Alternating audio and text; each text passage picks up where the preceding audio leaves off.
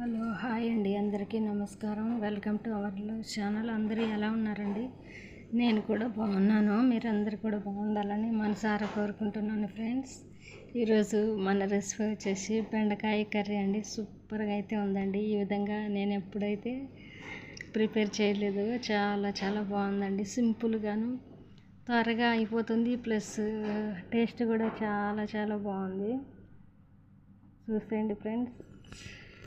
ఎందుకంటే మన ఇంట్లో ఉంటే అన్నీ అవైలబుల్గా ఉంటాయి. ఇక్కడ వేరే కంట్రీలో ఉన్నాం కాబట్టి ఉన్న వాటితో సింపుల్ అండ్ టేస్టీగా ఎలా నేను తయారు చేసుకుంటాను అన్నది ఈ వీడియోలో చూపిస్తాను. ఖచ్చితంగా పూర్తిగా చూసి లైక్ అండ్ సబ్స్క్రైబ్ చేయాలని కోరుకుంటున్నాను ఫ్రెండ్స్. ఇక్కడ నేను బెండకాయలను అయితే లేత బెండకాయలు అండి, చాలా చాలా బాగుంటాయి. లేత బెండకాయలు కర్రీకి శుభ్రంగా కడుక్కొని ఈ విధంగా నేనైతే చిన్న ముక్కలుగా టమోటాను, బెండకాయలు, ఎర్రగడ్డ అన్నిటినైతే నేను కట్ చేసి ఉంచుకున్నానండి. ఈ విధంగా తెల్లగడ్డ, ఎర్రగడ్డ, పచ్చిమిర్చి వీటినైతే నేను ఇప్పుడు మిక్సీ పట్టుకుంటాను. చూడండి ఫ్రెండ్స్, ఈ విధంగా అయితే మిక్సీ పట్టుకున్నాను. ఇప్పుడు మనం శుభ్రంగా కడిగి కడిగిన తర్వాత అయితే కట్ చేసుకోవాలండి. జోము లేకుండా మంచిగా ఉంటుంది. ఇప్పుడు ఈ బెండకాయలలోకి ఉప్పు, కారం, పసుపు, ధనియాల పొడి, జీలకర్ర పొడి, ఇప్పుడు మనము తెల్లగడ్డలు, ఎర్రగడ్డ మిక్సీ పట్టుకున్నాం కదండి, పచ్చిమిర్చితో సహా ఆ పేస్ట్ను కూడా ఇందులో వేసి బెండకాయ ముక్కలకు బాగా పట్టే విధంగా అయితే కలుపుకొని ఒక 10 నిమిషాలు అయితే పక్కన ఉంచుకున్నాను. ఆ తర్వాత అయితే ఈ విధంగా పోపు పెట్టుకుంటున్నానండి. వాటర్ ఏమి వేయని అవసరం లేదండి. ఈ కర్రీకి చాలా టేస్ట్ ఉందండి. సింపుల్గాను అయిపోతుంది. ఇప్పుడు పోపు దినుసులన్నీ ఫ్రై అయిన తర్వాత మనం ముందుగా ప్రిపేర్ చేసి మసాలాలన్నీ కలిపి పెట్టుకున్న బెండకాయ అయితే ఇందులో వేసుకుందామండి.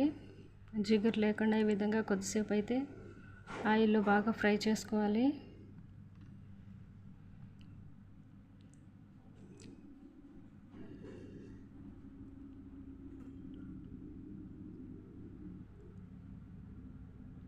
ఇప్పుడు కొంచెం బాగా ఫ్రై అయిన తర్వాత పెద్ద ముక్కలుగా కట్ చేసుకున్న ఎర్రగడ్డను, టమోటాలను అయితే ఇందులో వేసి ఇవి మగ్గే వరకు అయితే మనం బాగా ఆయిల్లో అయితే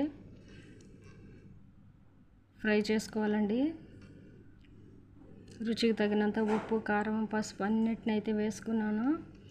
ఇంకేం వేయాల్సిన అవసరం లేదండి. చింతపండు కానీ ఏది లేదండి. ఇంతేనండి కర్రీ. ఈ విధంగానే ఆయిల్లో బాగా ఉడికించుకున్నట్లయితే మనకు కర్రీ అయితే రెడీ అవుతుంది. చాలా చాలా బాగుందండి.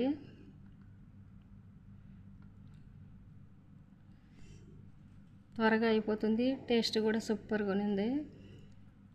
చూడండి ఫ్రెండ్స్, మనకు టమోటా, ఆనియన్ ముక్కలు అయితే బాగా కుక్ అయినాయి. ఇందులో వాటర్ ఏమి యాడ్ చేయాల్సిన అవసరం లేదండి. ఈ మసాలాలు, ఈ ఆయిల్తోనే మనకు బాగా కర్రీ అయితే కుక్ అయిపోతుంది. ప్లీజ్ అండి, నా ఛానల్ని చూస్తున్నారు కానీ లైక్ చేయడం లేదు, సబ్స్క్రైబ్ చేయడం లేదు ఫ్రెండ్స్. నా ఛానల్ చూసే ముందు తప్పకుండా లైక్ అండ్ సబ్స్క్రైబ్ చేసి నా వీడియోని చివరి వరకు చూస్తారని కోరుకుంటున్నాను. అంతేనండి. ఫైనల్గా నేను పచ్చి కరివేపాకుని అయితే వేసుకుంటున్నాను.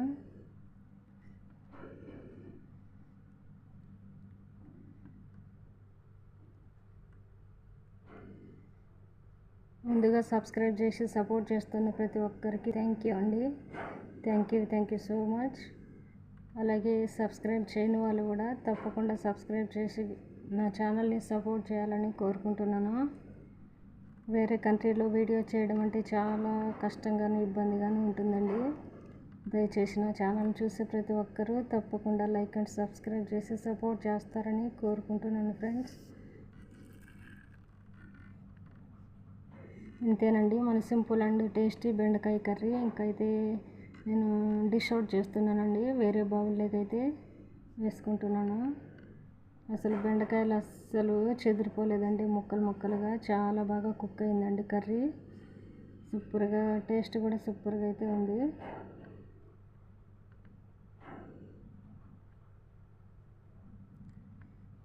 ఇప్పుడైతే రైస్ పెట్టుకొని అందులో అయితే కర్రీ వేసుకొని తింటున్నానండి.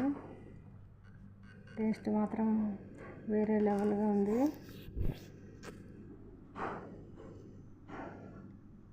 ఈ విధంగా మీరు ఎప్పుడు చేయనట్లయితే ఒకసారి ట్రై చేసి చూడండి ఫ్రెండ్స్, మీకు కూడా నచ్చుతుంది నాలాగా. ఆనియన్ ముక్కలు అయితే పెద్ద పెద్దగా చాలా బాగా కుక్ అయినాయి. మనం తినేటప్పుడు చాలా బాగుంటుందండి.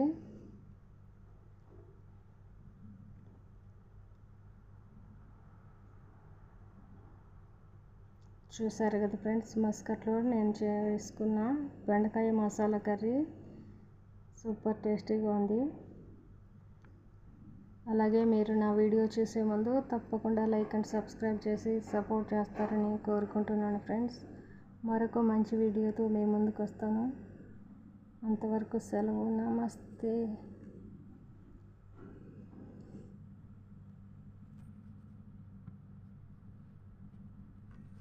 ఓకేనండి, ఉంటాను. బాయ్.